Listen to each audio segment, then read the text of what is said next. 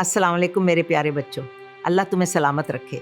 मैं अक्सर रात को सोचती हूँ कि मेरी ये नसीहतें आज किस मुल्क की हवाओं में गूंज रही हूँ। तुम दुनिया के जिस भी कोने में हो, चाहे वो पाकिस्तान हो, इंडिया हो या समंदर पार कोई मुल्क, जरा कमेंट में अपने शहर का नाम तो लिखना। मैं भी तो देखूं मेरा पैगाम कहाँ तक पहुँच रहा है। तमाम बेटियों के नसीब अच्छे करें।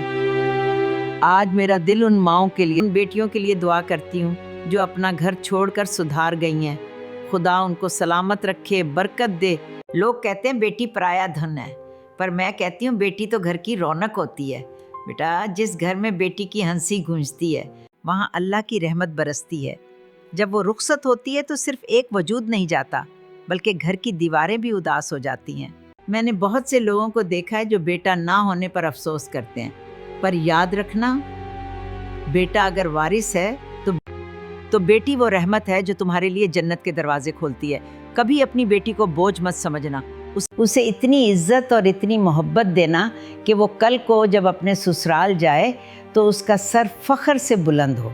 और तुम जो दूसरों की बेटियों को अपने घर लाते हो, याद रखना वो अपना सब कुछ छोड़कर तुम्हारे भरोसे पर आई है। उसे वही प्यार देना जो तुम अपनी बहन या बेटी के लिए चाहते हो। किसी की बेटी का दिल दिखाना अल्लाह को सख्त नापसंद है। इसे घर की मलका बनाकर रखोगे तो तुम्हारा अपना घर जन्नत बन जाएगा। क्या आपके घर में भी बेटियां हैं? अपनी बेटियों के लिए कमेंट में आमीन लिखें।